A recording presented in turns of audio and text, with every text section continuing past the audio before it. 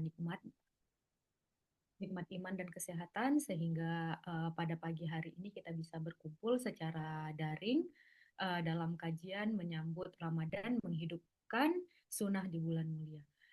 Selanjutnya, salawat serta salam semoga selalu tercurah kepada Nabi Muhammad SAW, keluarga, sahabat, dan kita sebagai umatnya hingga akhir zaman. Amin.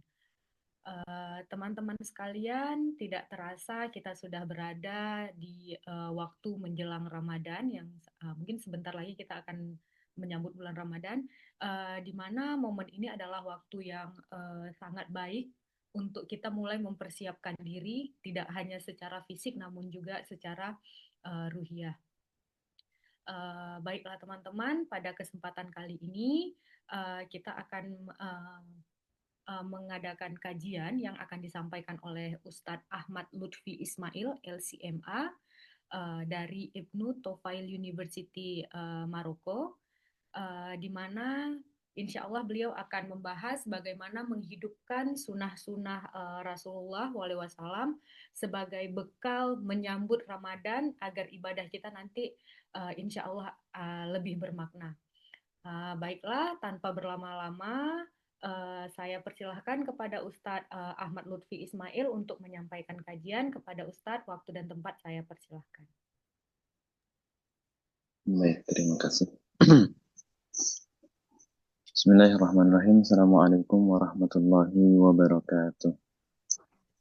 Waalaikumsalam. Waalaikumsalam warahmatullahi wabarakatuh. Alhamdulillah, wassalatu wassalamu ala rasulillah wa ala alihi wa sahbihi wa mawalah. Asyhadu an la ilaha illallah wahdahu la syarika lah wa asyhadu anna Muhammadan abduhu wa rasuluh, amma ba'd. Rabbi shrah li sadri wa yassir li amri wa hlul 'uqdatam min lisani yafqahu qawli. Rabbana zidna ilma warzuqna fahma, amin ya rabbal alamin. Alhamdulillah, puji syukur kehadirat Allah Subhanahu wa taala yang pada pagi hari yang dingin ini masih memberikan kita kesempatan untuk bertemu di ruang Zoom ini yang insyaallah diberkahi oleh Allah Subhanahu wa taala. Tak lupa salawat dan salam kita curahkan kepada junjungan kita, suri tauladan kita, Nabi Muhammad sallallahu alaihi wasallam, dan juga kepada para keluarganya, para sahabatnya, dan para pengikutnya hingga akhir zaman. Semoga kita yang di sini dimasukkan ke dalam pengikutnya, yang mana nanti akan mendapatkan syafaatnya nanti di hari kiamat. Amin amin ya rabbal alamin. Insyaallah pada pagi hari ini, sebagaimana tadi yang sudah disampaikan oleh moderator, kita akan membahas tentang Ramadan. Karena memang tidak terasa sebentar lagi kita sudah akan memasuki bulan Ramadan. Sesuai dengan KHGT atau kalender Hijriah Global Tunggal yang sudah diterapkan oleh PP Muhammadiyah pada 1 Muharram tahun ini 1447 Hijriah. Insya Allah kita akan memasuki bulan Ramadan pada tanggal 18 Februari. Yang mana itu maknanya udah kurang dari sebulan. Kurang dari sebulan kita insya Allah sebentar lagi akan memasuki bulan Ramadan. Nah maka karena kita sebentar lagi sudah akan memasuki bulan Ramadan, PCIPM Eropa dan Mediterania akhirnya mengadakan pengajian untuk persiapan kita dalam menyambut bulan Ramadan. Dan ini tentu hal yang sangat baik ya. Karena memang ketika kita akan menyambut bulan Ramadan, kita perlu persiapan lebih. Karena memang di dalam bulan Ramadan itu banyak sekali keberkahan dan kebaikan yang ketika dilewatkan itu kita akan menjadi sangat rugi. Nah, maka dengan persiapan ini, semoga kita bisa lebih banyak memanfaatkan momen-momen yang datangnya hanya sebulan atau sebulan dalam setahun. Ketika membahas Ramadan, saya selalu teringat dengan apa yang disampaikan oleh guru saya dulu ketika di sekolah, yang mana guru saya itu menyampaikan eh, beberapa perkataan atau perkataan sederhana ya, dari seperti apa ya, seperti orang bijak Arab atau pepatah Arab, yang mana dengan perkataan sederhana itu bisa merangkum dan membuat kita bisa memaknai bulan Ramadan itu. Ini perkataannya bunyi seperti ini. Ata Ramadanu mazra'atal ibad litathhiril qulubi minal fasad fa'addi huquqahu qawlan wa fi'lan wa zadaka fattakhidhu ilal ma'ad faman zara'al hububa wa ma saqaha ta'awwaha nadiman yaumal hasad. Yang artinya adalah Ata Ramadanu mazra'atal ibad, telah datang atau akan tiba bulan Ramadan, yang mana bulan Ramadan itu adalah mazra'atal ibad atau ladang bagi seorang hamba. Ladang apa di situ? Nah, ladang amal soleh.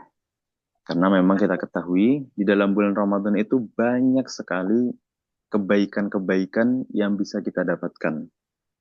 Nah, maka diibaratkan di sini bulan Ramadan adalah ladang berbuat kebaikan, yang mana nanti harapannya kita bisa menggarap ladang itu dengan baik. Kemudian dilanjutkan litathhiril qulubi minal fasad. Ladang itu bisa digunakan untuk memperbaiki hati dari kerusakan. Nah, karena dengan amal-amal soleh yang kita perbuat itu harapannya nanti kerusakan-kerusakan yang ada dalam tubuh kita, dalam diri kita, itu bisa diperbaiki dengan amal soleh yang kita kerjakan di bulan Ramadan itu. Sebagaimana hadis dari Nabi Shallallahu Alaihi Wasallam, ittaqillaha haitsuma kunt wa atbi'is sayyi'atal hasanata tamhuha. Bertakwalah kepada Allah dimanapun kalian berada, dan ikutilah perbuatan buruk itu dengan perbuatan baik. Niscaya perbuatan baik itu akan menghapus perbuatan buruk yang telah kita lakukan. Nah, jadi tentunya kita di sini tidak akan luput dari yang namanya salah, tidak akan luput dari yang namanya khilaf. Nah, maka dengan itu, mari kita perbanyak juga perbuatan baik, amal-amal baik, yang harapannya dengan amalan baik yang kita kerjakan, itu bisa menghapus amalan-amalan buruk yang telah kita lakukan. Fa'addi huquqahu qawlan wa fi'lan. Nah, maka mari kita tunaikan hak-hak bulan Ramadan ini dengan perkataan dan juga perbuatan. Wazadaka fattakhidhu ilal ma'ad. Dan jadikanlah itu sebagai bekal nanti yang kita bawa di hari kebangkitan nanti, hari kembali kita nanti.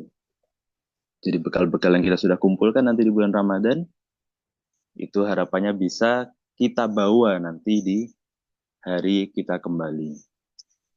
Nah, di sini penutupnya, faman zara'al hububa wa ma saqaha ta'awwaha nadiman yaumal hasad.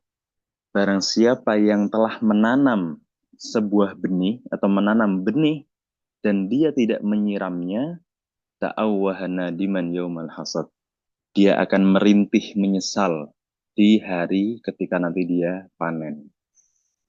Nah, jadi ketika kita sedang menanam benih, nah maka kita harus merawat benih itu. Kita jaga, kita sirami. Agar apa? Agar benih itu bisa tumbuh subur.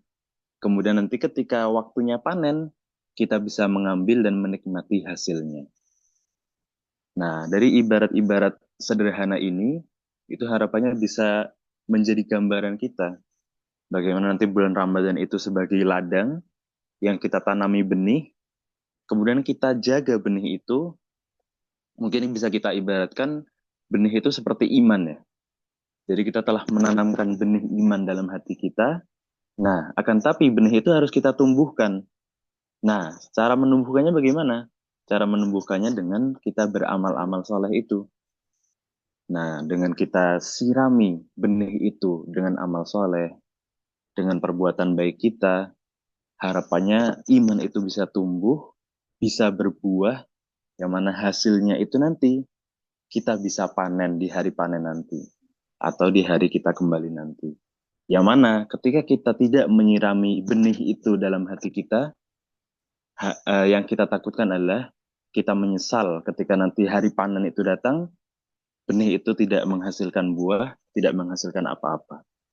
Nah, dari pernyataan atau perkataan singkat ini yang disampaikan oleh guru saya dulu di sekolah, sampai sekarang masih mengena di dalam diri saya yang bisa menjadi apa ya, ingatan sederhana untuk mengabarkan bulan Ramadan itu. Nah, insya Allah nanti di pertemuan kita kali ini kita akan membahas sunnah-sunnah Ramadan, bagaimana kita mengerjakannya. Nah, dengan kita mempersiapkannya lebih awal, kemudian kita mempelajarinya bersama-sama, kemudian kita memahaminya, semoga nanti kita bisa mengamalkannya.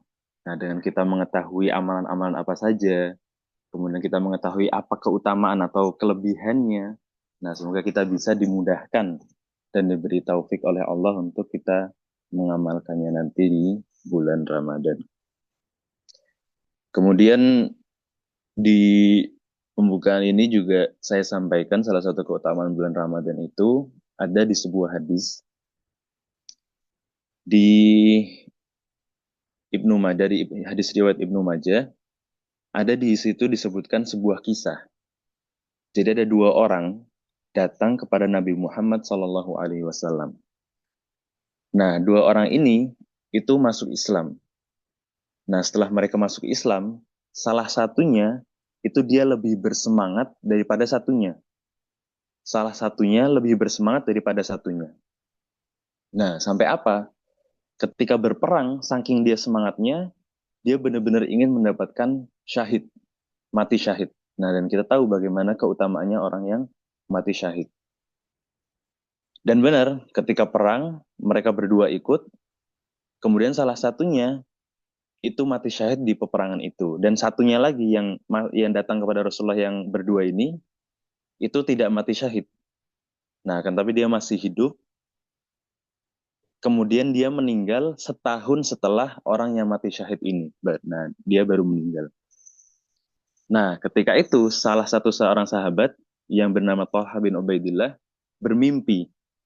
Nah, dalam mimpinya itu beliau beliau berada di depan pintu surga. Nah, ketika berada di depan pintu surga, ada malaikat dari surga memanggil seseorang.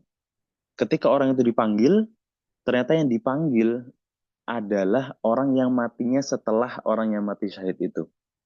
Jadi yang dipanggil bukannya orang mati syahid duluan, tapi yang dipanggil orang yang mati seperti biasa, tidak mati syahid di peperangan. Nah, setelah orang yang mati yang biasa itu datang masuk ke surga, kemudian malaikat itu keluar lagi memanggil yang mati syahid. Nah, baru yang mati syahid dipanggil kedua setelah orang yang tidak mati syahid, yang mati biasa. Nah, kemudian malaikat setelah itu keluar lagi melihat Tolha, kemudian, oh, kamu belum waktunya, nanti dulu ya. Nah, akhirnya ketika Tolha bangun dari tidurnya, Tolha menceritakan mimpinya itu ke orang-orang. Sampai akhirnya itu sampai kepada Nabi Muhammad SAW. Nah, orang-orang yang diceritakan kisah itu mereka juga kaget. Loh, kok bisa? Orang yang bukan mati syahid, kok bisa dipanggil masuk surga duluan dibanding yang mati syahid? Akhirnya Nabi menjawab, kenapa kalian heran terhadap hal itu? Nah, Nabi dah ngomong kayak gitu. Kenapa kalian heran terhadap hal itu?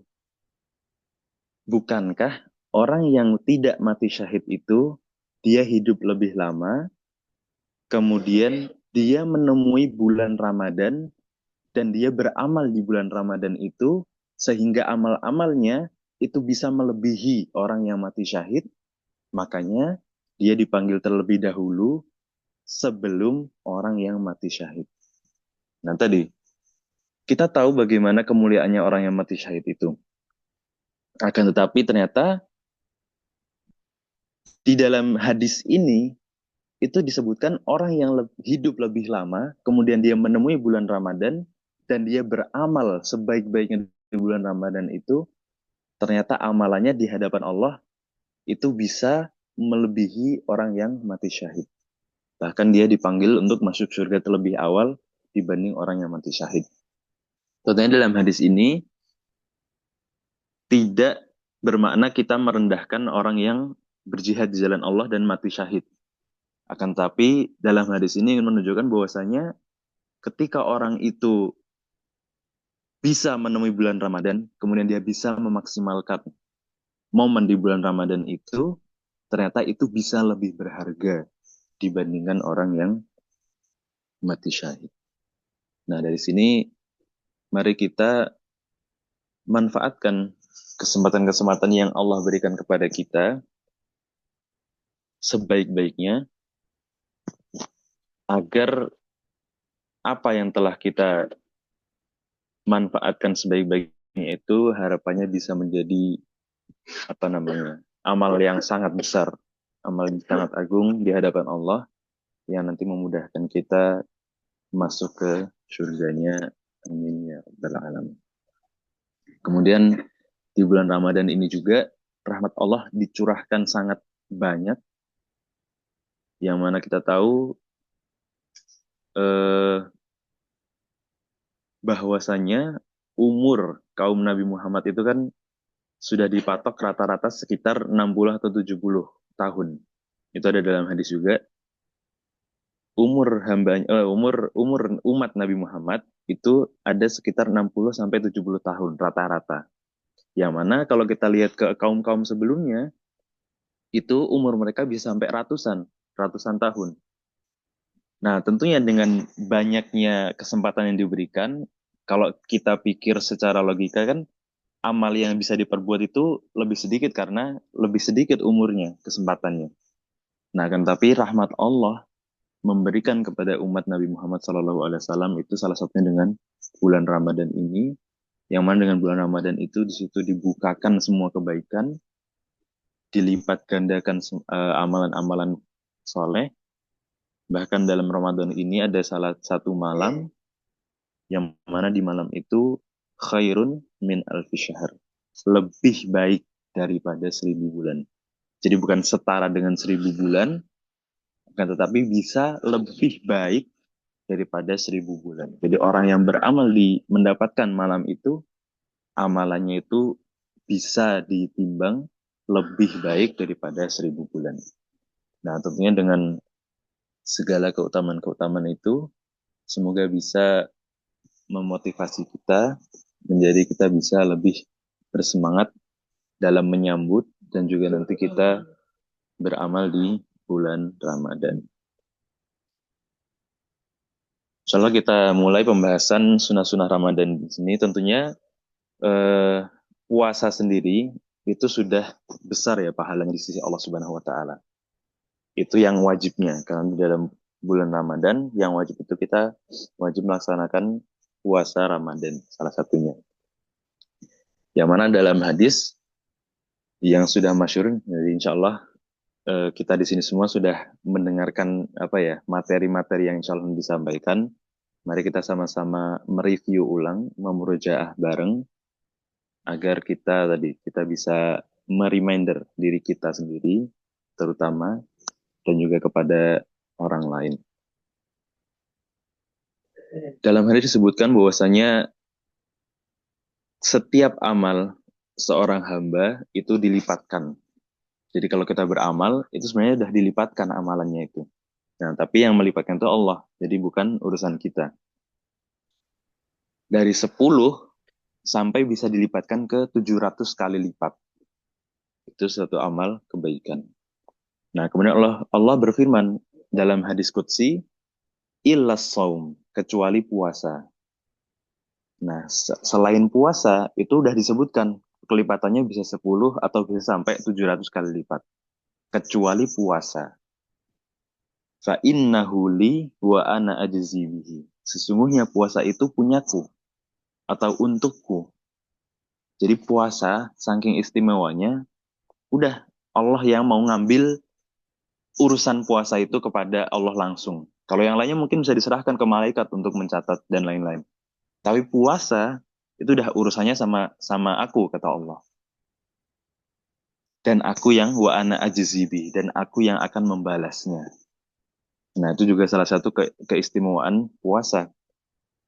Allah yang mengurus langsung puasa ini, dan Allah juga yang akan membalas langsung berapa kira-kira yang setara. Kenapa? Apa alasannya kok puasa itu istimewa sampai Allah yang memegang langsung urusan itu? Yada'u syahwatahu wa ta'amahu min ajli. Karena dia telah meninggalkan syahwatnya dan keinginan makan minumnya karena hanya untukku. Nah, mungkin kalau kita bisa gambarkan ibadah-ibadah lain itu kan memang mungkin terlihat ya, seperti sholat, kemudian kita membayar zakat, kemudian kita bersedekah atau kita ibadah haji atau umroh, itu kan terlihat ya ibadahnya secara zahir, secara luar dari luar. Nah, sedangkan berpuasa itu nggak kelihatan. Berpuasa itu kan kita ya udah aktivitas seperti biasa. Akan tapi bedanya kita menahan diri kita dari syahwat dan makan dan minum. Nah, ketika kita menahan diri itu, kalau orang lain nggak tahu, ya udah mereka nggak tahu. Yang tahu hanya diri kita, karena kita yang berpuasa. Nah, ini salah satunya. Karena kita yang menahan diri, dan yang menahan diri itu tidak kelihatan oleh orang lain, yang melihat amalannya itu adalah Allah Subhanahu wa taala langsung, maka karena Allah yang melihat amalan itu langsung, kita tidak menunjukkannya secara zahir kita.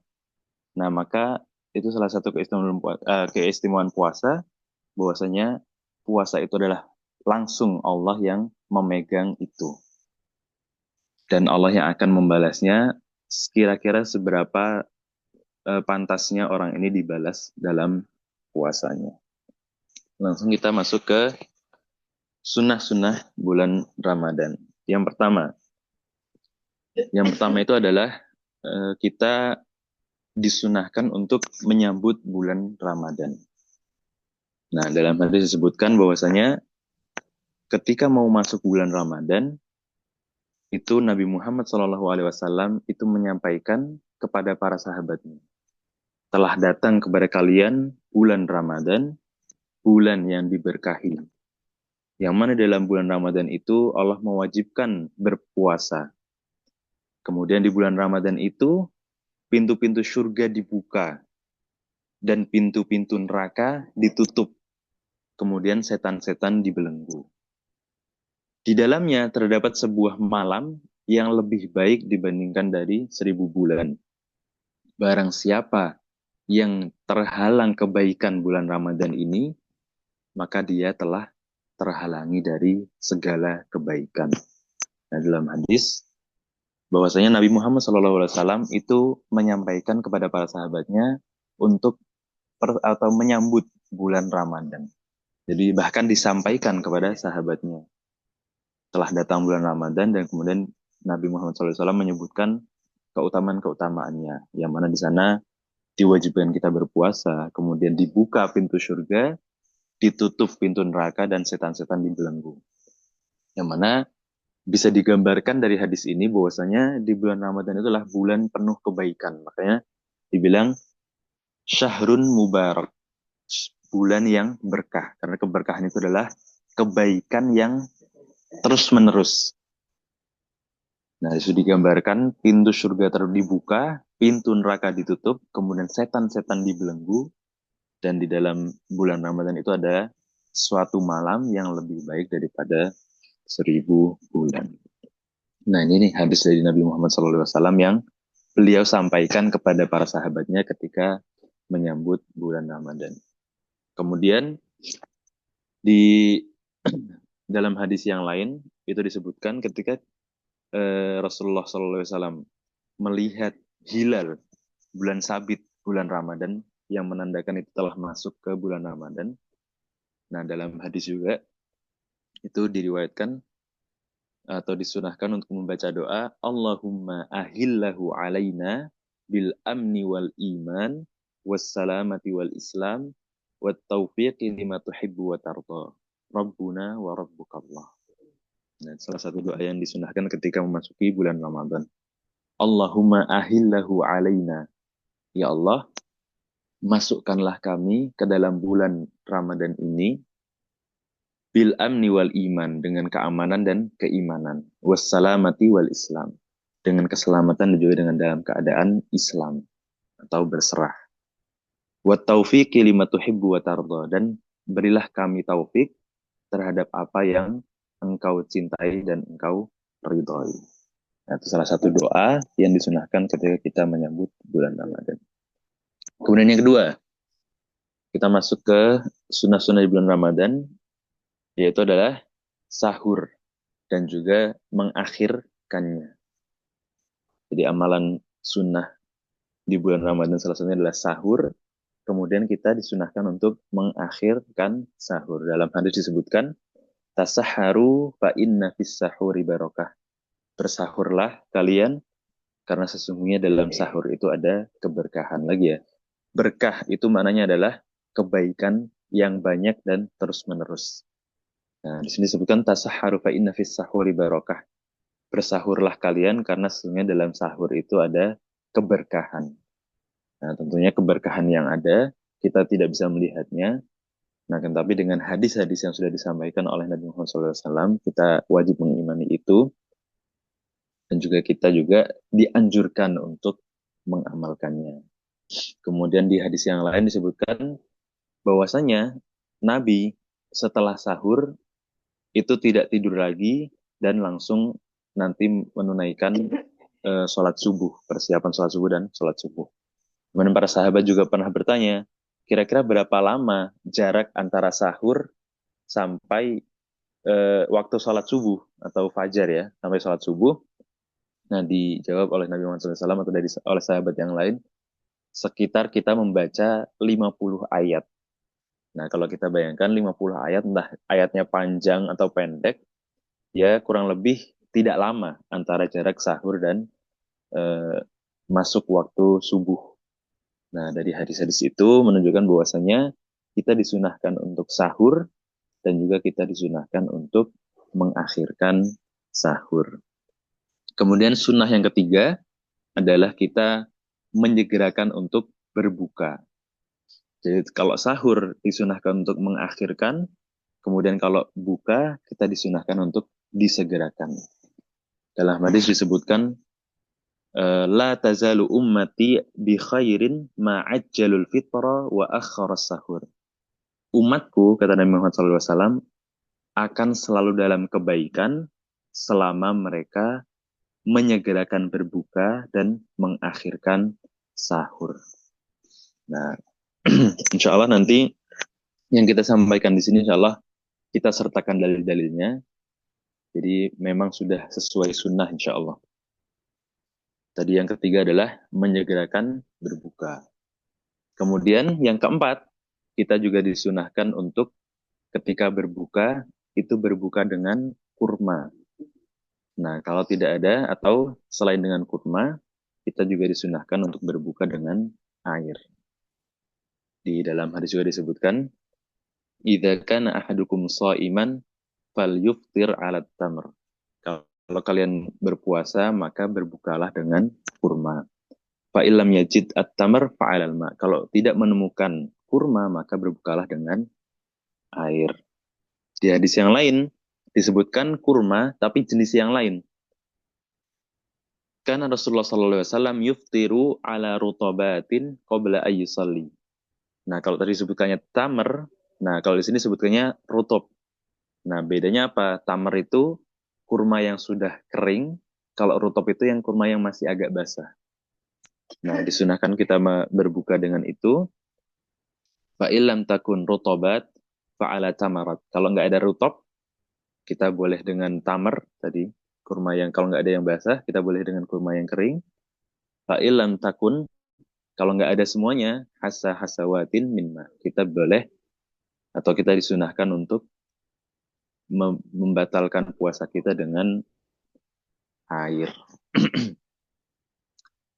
Kemudian, tadi yang keempat. Kemudian yang kelima, kita disunahkan untuk memperbanyak doa.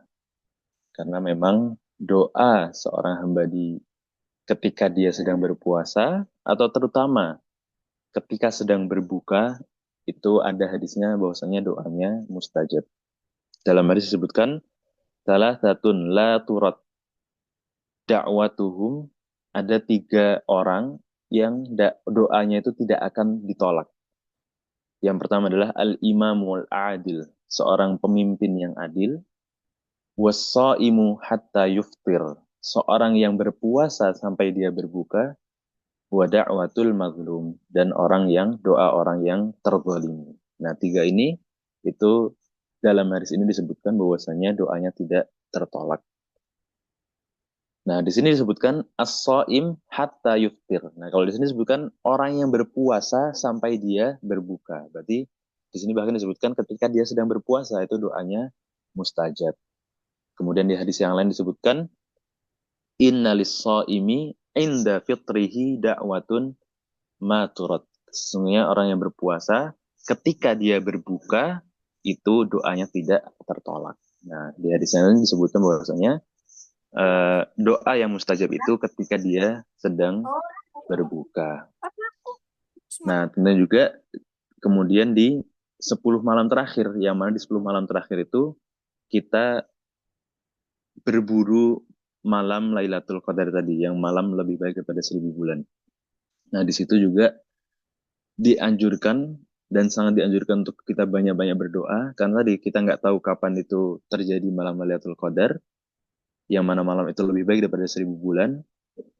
Dan di situ kita dianjurkan untuk membaca doa, Allahumma innaka afuun tuhibbul afwa fa'fu anni. Ya Allah, sesungguhnya Allah Maha Pengampun, Maha Pemaaf, dan mencintai untuk memaafkan hambanya, maka ampunilah aku, maka maafkanlah aku. Nah, itu doa yang disunahkan ketika di 10 malam terakhir di bulan Ramadan. Kemudian sunnah yang berikutnya, yang keenam adalah bersedekah dan juga berbuat baik. Dalam hadis disebutkan, man fattara sha'iman kutiba lahu mithlu ajrihi ila annahu la yunqasu min ajri sha'imi syai'.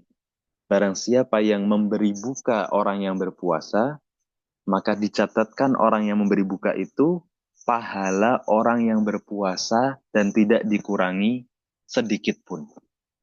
Nah, jadi di situ lagi, sebagaimana yang sudah kita sampaikan di awal, bahwasanya puasa itu yang ngebalas Allah langsung, itu urusannya Allah langsung, dan nggak ada yang tahu bakal dilipatkan berapa kali lipat. Nah, kemudian ada hadis yang lain disebutkan, orang yang memberi buka orang yang berpuasa, itu pahalanya sama dengan orang yang berpuasa. Nah, ini juga menjadi motivasi kita juga, semangat kita juga untuk memberi takjil ya. Apalagi kita biasanya berburu takjil, nah mungkin yang kita di luar ini agak sulit, nah bisa kita adakan di antara kita. Kemudian ada juga di hadis yang lain disebutkan, inna fil jannati ghurafan yuradhahiruha min batiniha. Di dalam surga itu ada sebuah kamar, sebuah ruangan yang terlihat dalamnya dari luar, dan kalau dilihat dari dalam itu juga kelihatan keluar. Karena mungkin ditutupi oleh berlian-berlian yang tembus pandang. Kemudian apa? Liman hiya ya Rasulullah. Ruangan atau kamar itu untuk siapa ya Rasulullah? Rasulullah menjawab, liman atabal kalam wa at'amat ta'am wa bata qa'iman wan nasuniyam. Kamar itu untuk orang yang atabal kalam, melembutkan perkataannya atau berkata baik. Nah, di sini juga kiasan untuk kita beramal atau berbuat baik.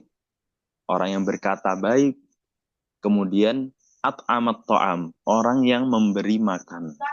Nah, di sini juga bisa dimain dengan bersedekah.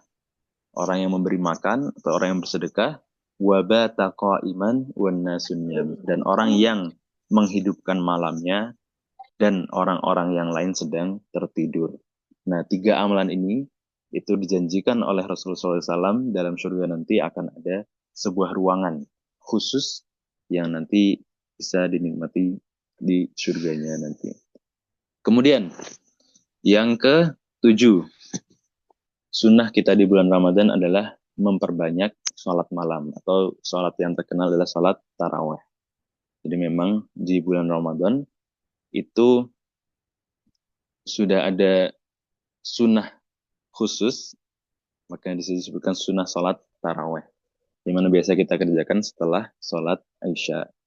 Dalam hadis yang terkenal juga, man qama ramadhana imanan wahtisaban ghufira lahu ma taqaddama min dzambi. Barang siapa yang melakukan qiyam sholat malam, sholat taraweh di bulan Ramadan, imanan wahtisaban, dengan penuh keimanan dan juga dengan penuh harapan terhadap Allah Subhanahu wa taala, ghufira lahu ma taqaddama min dzambi. Balasannya apa?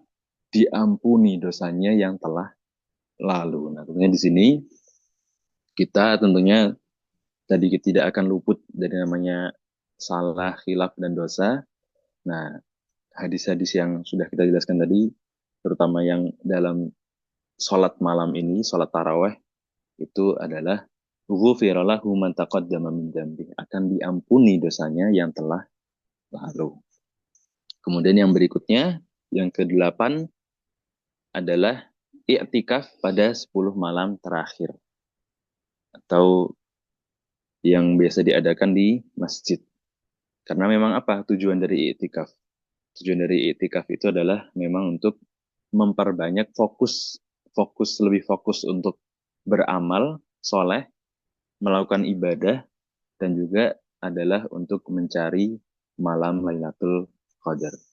Karena memang malam Lailatul Qadar itu kan tidak dikasih tahu kapan, di tanggal berapa.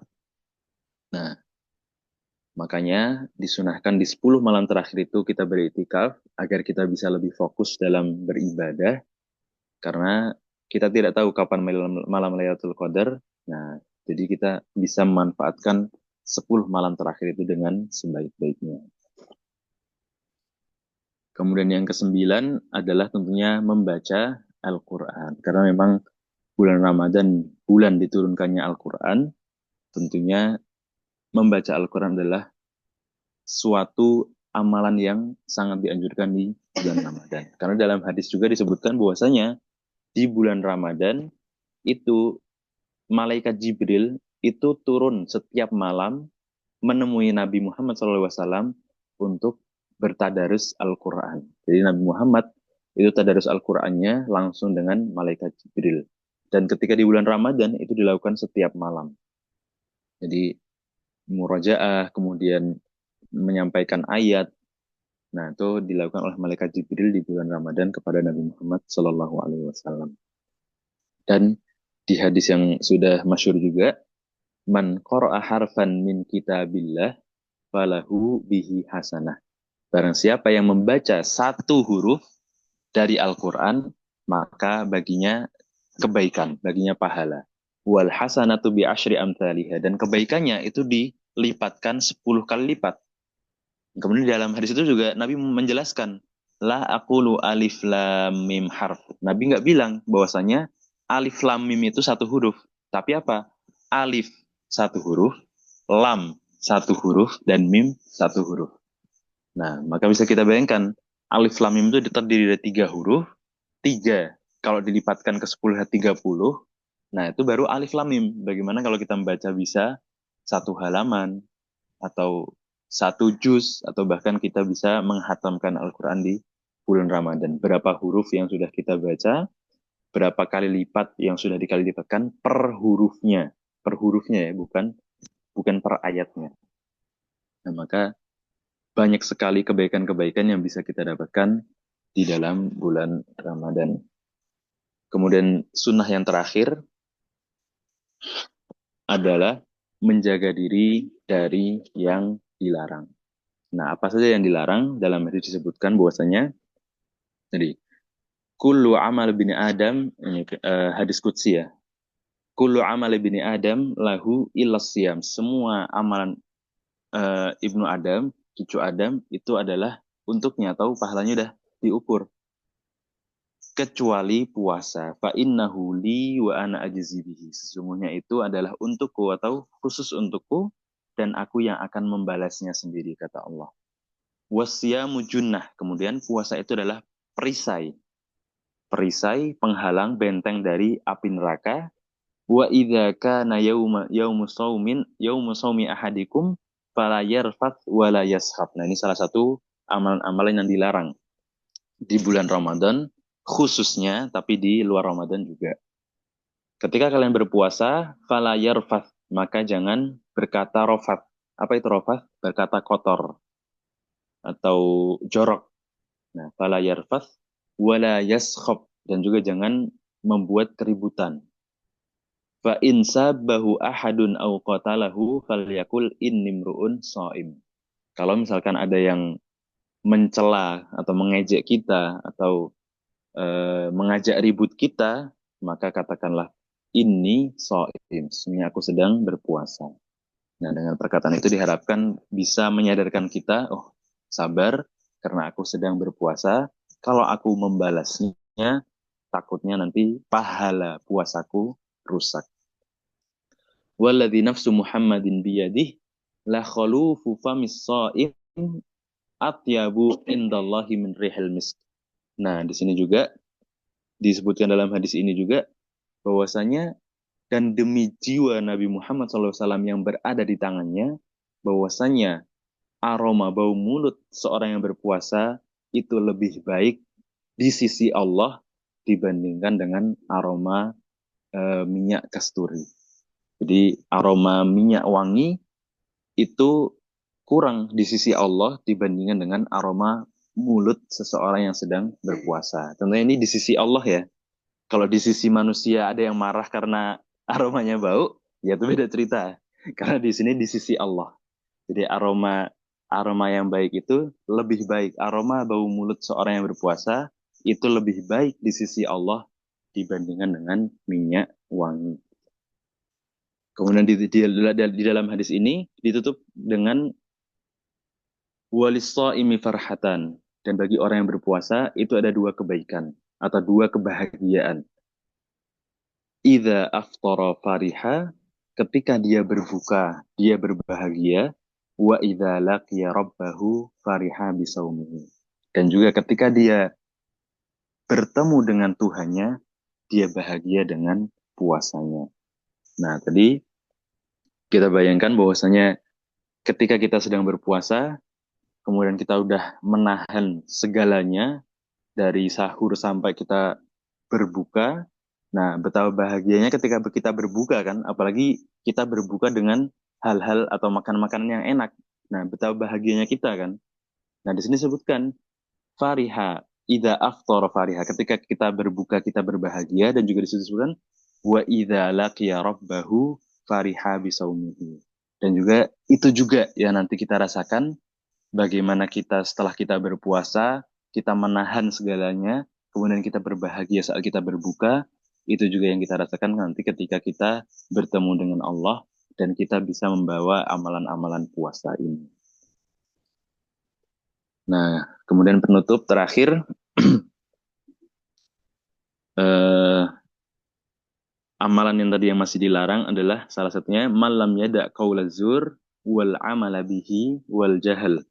Barang siapa yang tidak meninggalkan perkataan dusta, berbohong, atau bersaksi palsu. Barang siapa yang tidak meninggalkan itu, berkata dengan perkataan bohong atau perbuatan yang menipu, kemudian dan juga berbuat maksiat, falaisa lillahi hajatun ayyada ta'amahu wa syarabahu. Maka Allah nggak ada kebutuhan meskipun dia telah menahan makannya dan minumnya. Jadi sesuai dengan hadis yang sudah kita jelaskan sebelumnya, bahwasanya pahala puasa itu adalah urusan Allah langsung. Nah, akan tapi ketika kita masih melakukan amal-amal yang dilarang tadi, falaisa lillahi hajah. Allah dah nggak ada butuh lagi. Udah nggak urus saya. Karena dia udah menahan makan dan minumnya, tapi dia masih melakukan perbuatan-perbuatan yang dilarang. Nah, maka semoga dengan eh, amalan-amalan yang sudah dijelaskan tadi dan juga sudah kita sebutkan keutamaan-keutamaan, bahkan balasan-balasannya yang sudah disebutkan, semoga bisa menambah bekal kita untuk nanti kita bertemu bulan Ramadan dan juga menambah semangat kita dalam nanti kita beramal di bulan Ramadan. Mungkin cukup dari saya. Kurang lebihnya mohon maaf. Assalamualaikum warahmatullahi wabarakatuh.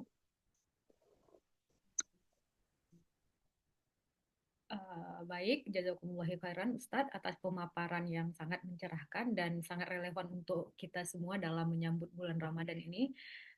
Selanjutnya kita akan masuk ke sesi tanya jawab bagi teman-teman yang ingin bertanya. Saya buka 3 pertanyaan, silahkan. Ada yang ingin bertanya? Ya, silahkan kepada Mbak Sakinah Nurrohmah. Assalamualaikum warahmatullahi wabarakatuh. Selamat siang semuanya.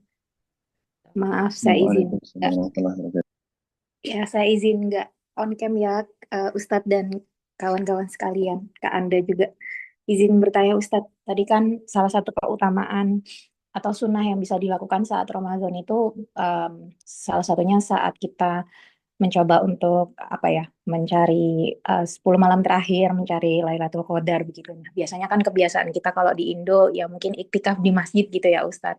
Sedangkan kan kalau di kita posisi di Hungaria kan nggak mungkin ya, istilahnya nggak. Saya nggak tahu apakah ada tempat iktikaf gitu, apalagi untuk em, ya sebagai minoritas lah. Nah, itu apakah untuk itu kita cukup misalkan di kamar, kemudian kita sholat sendiri, berzikir sendiri, atau seperti apa Ustadz anjurannya? Terima kasih.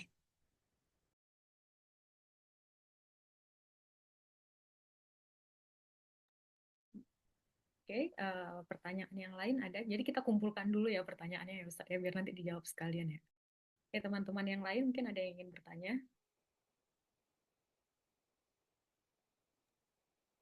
Kalau saya bertanya, Ya, silakan Mas Rizaldi.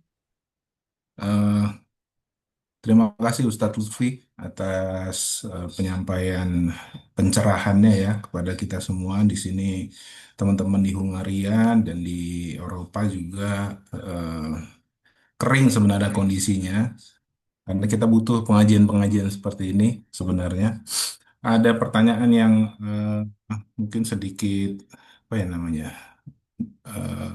Ini ya di dalam hati saya tuh kalau misalnya kan sering sekali dikatakan bahwasannya dalam bulan suci Ramadan em, setan-setan dibelenggu lalu kemudian pintu neraka ditutup, tapi kenapa kemudian pada saat bulan Ramadan masih banyak juga orang, kita tidak bicara non-Muslim, misalnya orang Islam sendiri justru pada saat bulan Ramadan masih banyak yang dia tidak berpuasa atau bahkan dia berpuasa tapi dia masih melakukan maksiat dan lain sebagainya.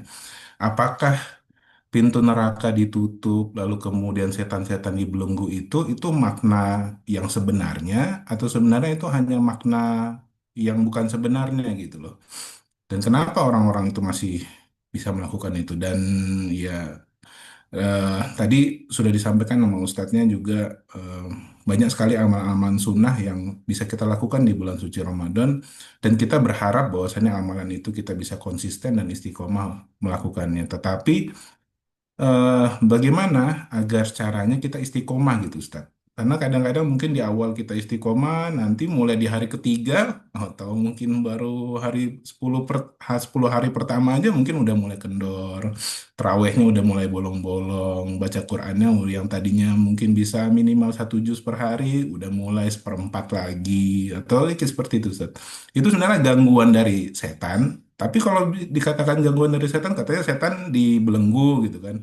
Itu sebenarnya bagaimana Ustadz? Itu yang pertama Ustadz. Yang kedua tadi eh, menyinggung masalah ini ya, apa namanya, aroma mulut orang yang berpuasa itu kan tadi katanya wangi atau lebih baik di sisi Allah gitu ya.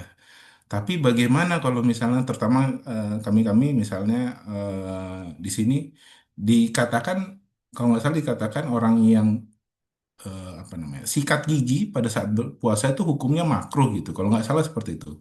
Hukumnya makruh. Tapi kemudian kalau kita tidak sikat gigi pada saat berpuasa, bisa jadi mulut kita aromanya tidak baik gitu, Ustaz. Dan misalnya kita mungkin ada teman-teman di sini yang bertemu dengan profesor, konsultasi, profesornya kasihan sekali gitu kan harus berinteraksi dengan kita.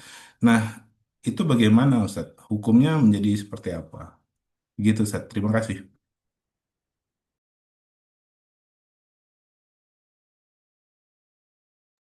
Baik, satu pertanyaan terakhir teman-teman. Ada yang ingin bertanya lagi? Belum dijawab sama Ustadz Lutfi.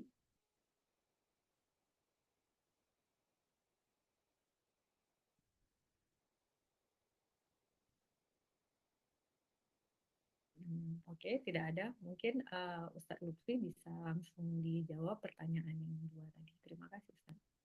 Silahkan. Baik, terima kasih banyak atas pertanyaan-pertanyaannya. Tadi yang pertama tentang bagaimana kita beriktikaf kalau memang keadaannya tidak memungkinkan. Itu di Eropa ya. Bahkan kita di sini yang di Maroko, yang mayoritas Islam aja, itu juga masjid-masjid itu di sini tuh juga setelah sholat ditutup. Jadi memang di luar Indonesia, khususnya di kita, itu memang ternyata keadaannya tidak memungkinkan untuk kita melaksanakan iktikaf karena memang masjidnya ditutup. Nah, bagaimana? Dan tentunya kalau memang keadaannya tidak memungkinkan, kita tidak bisa beriktikaf di masjid. Nah, tapi kita tetap disunahkan untuk menghidupkan malam-malamnya. Kita tetap disunahkan untuk menghidupkan terutama dalam 10 malam terakhir bulan Ramadan. Nah, bagaimana? Nah, tidak apa-apa kalau memang tidak bisa kita di masjid, atau mungkin kita tidak bisa untuk misalkan kita mengadakan sendiri, misalkan kita punya ada rumah yang besar atau ada kita bisa menyewa suatu ruangan atau apa, nanti kita bisa bareng-bareng di sana. Kalau memang tidak bisa, nah memang tidak apa-apa. Nggak apa-apa kita hidupkan malam-malam kita di kamar kita masing-masing atau di rumah kita masing-masing.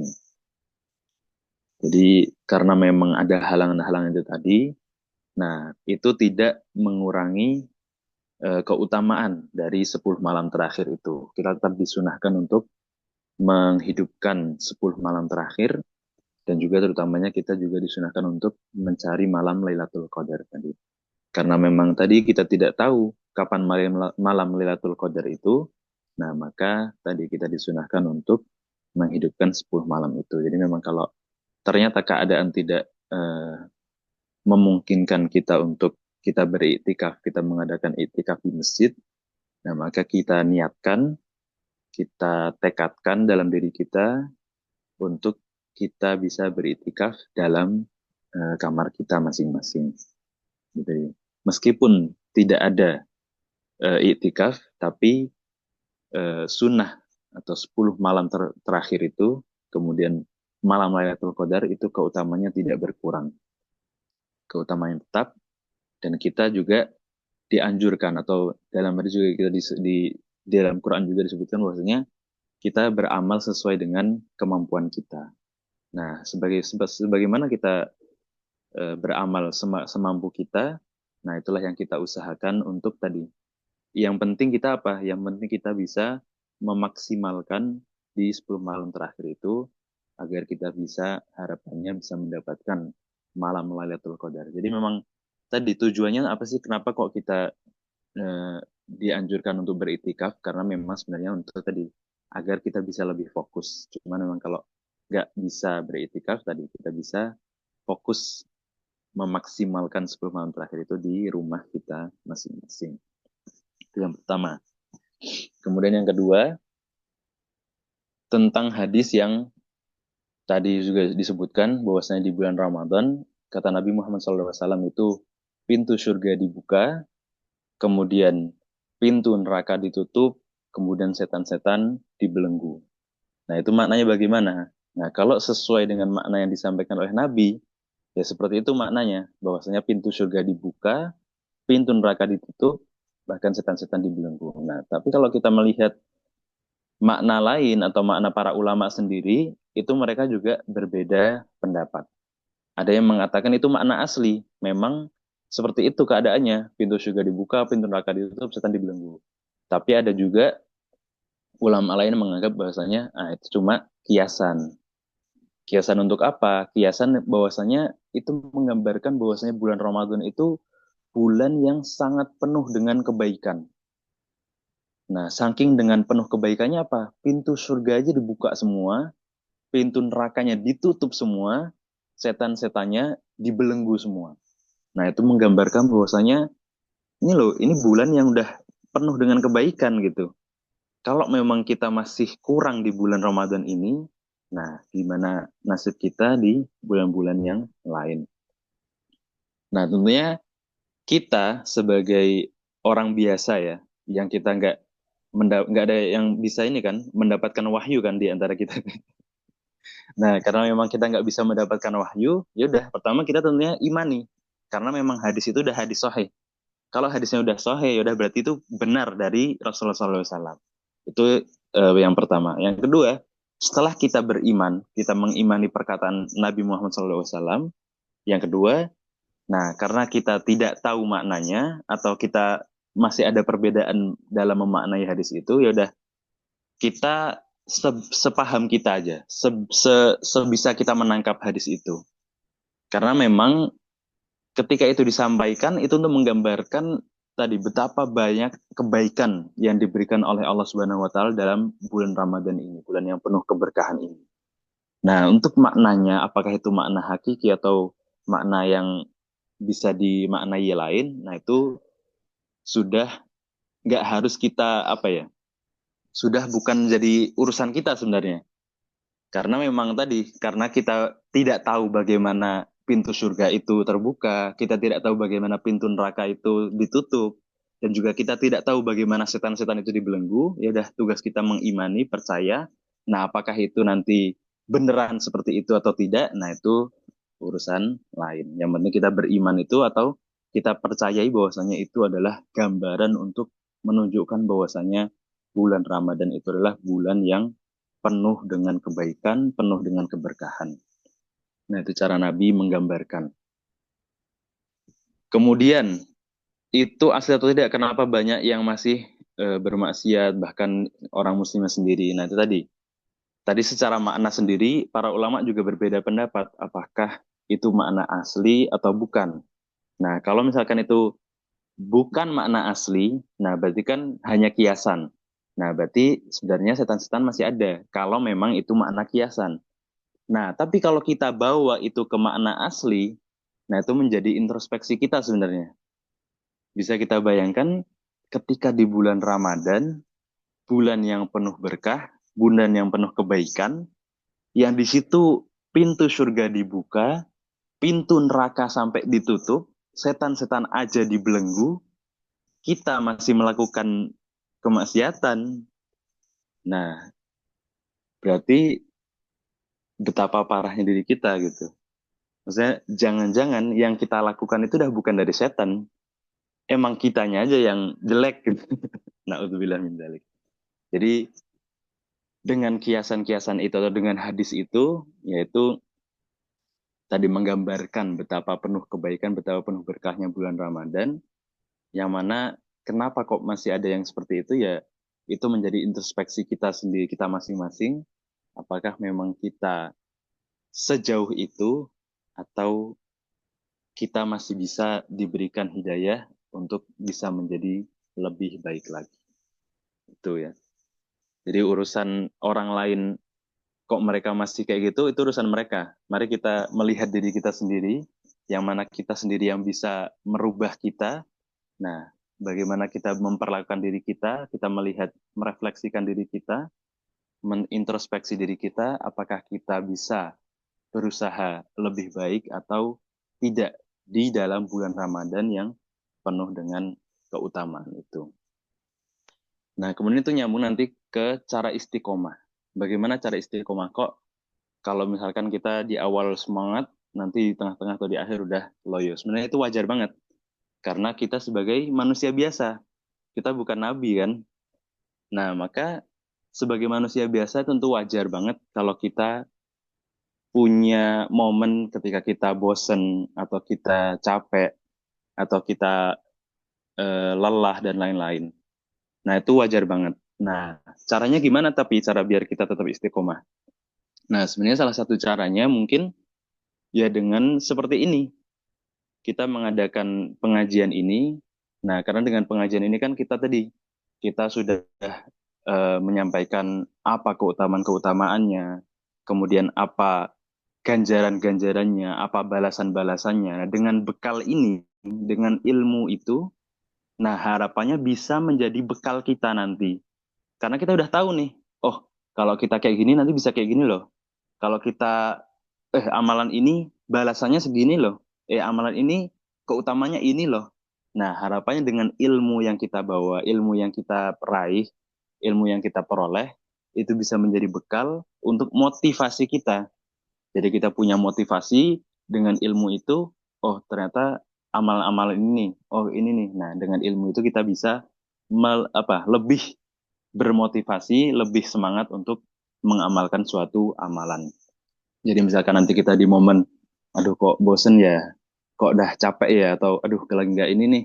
Terus kita keinget, tapi kalau kita sholat taraweh, kita bisa diampuni dosa-dosa yang telah lalu. Nah, semoga dengan bekal itu bisa menambah motivasi kita, bisa menambah semangat kita. Kemudian yang kedua, mungkin cara istiqomah adalah bareng-bareng, jangan sendirian.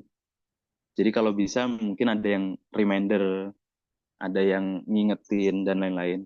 Entah nanti kalau memang nggak bisa langsung ketemu, mungkin bisa diadakan secara lewat grup WhatsApp atau grup yang lain, yang mana di grup itu bisa mereminder kita bahwasanya kita ada amalan ini loh, ada amalan ini. Nah, itu juga bisa. Jadi memang itulah salah satu keutamaan kita bareng-bareng kita eh, berteman dengan orang-orang yang baik, yang memang salah satu utamanya adalah agar kita bisa saling mengingatkan. Jadi ketika yang satunya udah mulai bosen, yang satunya udah mulai capek, teman yang lain masih semangat, itu bisa ngingetin, ayo ini gimana gitu.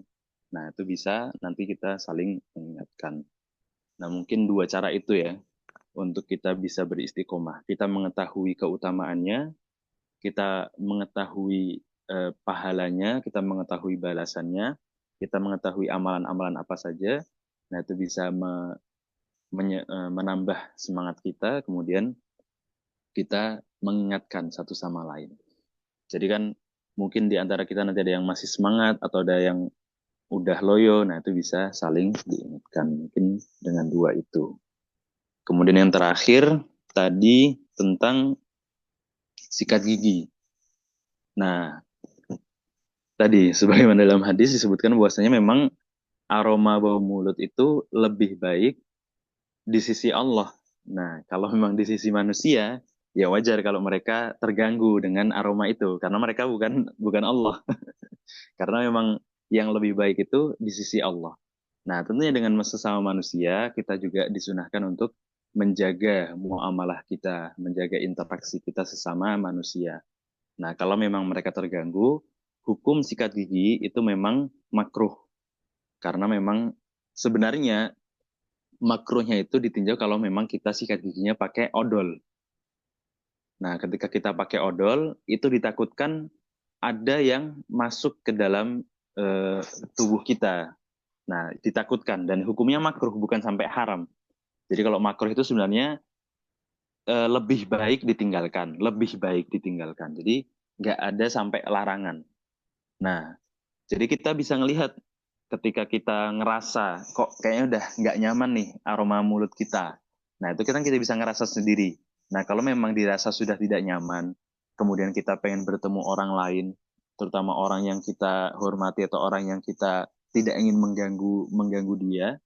Nah, nggak apa-apa kalau kita pengen entah sikat gigi. Nah, Kalau mau jaga-jaga, kita kalau misalkan takut pakai odol, takut ada yang masuk, ya kita nggak usah pakai odol mungkin.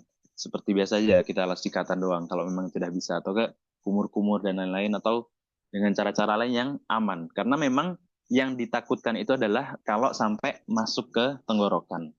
Karena memang kalau sampai masuk tenggorokan kan ditakutkan bisa batal. Nah, sebenarnya yang ditakutkan itu. Nah, maka gimana caranya biar bisa mengurangi aroma bau mulut itu akan tapi tidak membatalkan puasa. Sebenarnya itu sebenarnya intinya. Jadi yang penting kita bisa menjaga puasa kita sampai nggak batal. Akan tapi kalau memang kita udah mulai nggak nyaman sama bau mulut kita, ya nggak apa-apa kita sikat gigi atau kita bersihkan. Yang penting tidak membatalkan puasa kita. Mungkin itu ya jawaban dari saya atas pertanyaan tadi. Wallahu a'lam bishawab.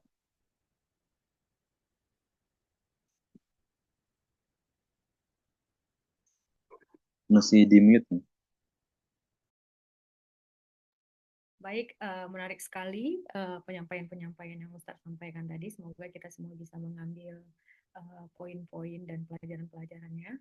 Kemudian, alhamdulillah teman-teman semua, tidak terasa kita sudah berada di penghujung acara hari ini. Terima kasih kami sampaikan kepada Ustadz Ahmad Lutfi Ismail atas ilmu dan nasihat yang sangat berharga. Semoga apa yang kita dapatkan dalam pengajian pada pagi hari ini bisa menjadi ilmu yang bermanfaat dan kita bisa amalkan khususnya nanti pada bulan Ramadan. Baik, saya selaku moderator pada pengajian pada hari ini, mohon maaf jika dalam memandu acara pada hari ini itu banyak kekurangan dan kesalahan. Akhir kata saya katakan wassalamualaikum warahmatullahi wabarakatuh. Waalaikumsalam warahmatullahi wabarakatuh. Waalaikumsalam. Terima kasih banyak ya teman-teman. Terima kasih Ustaz. Iya, Terima kasih sama-sama. banyak Ustadz Lutfi. Sama-sama, Ustaz. Terima kasih Ustaz. Izinillah ya. Iya, sama-sama. Terima kasih, Ustaz. Assalamualaikum. Assalamualaikum warahmatullahi wabarakatuh. Waalaikumsalam warahmatullahi wabarakatuh. Waalaikumsalam. Waalaikumsalam warahmatullahi wabarakatuh.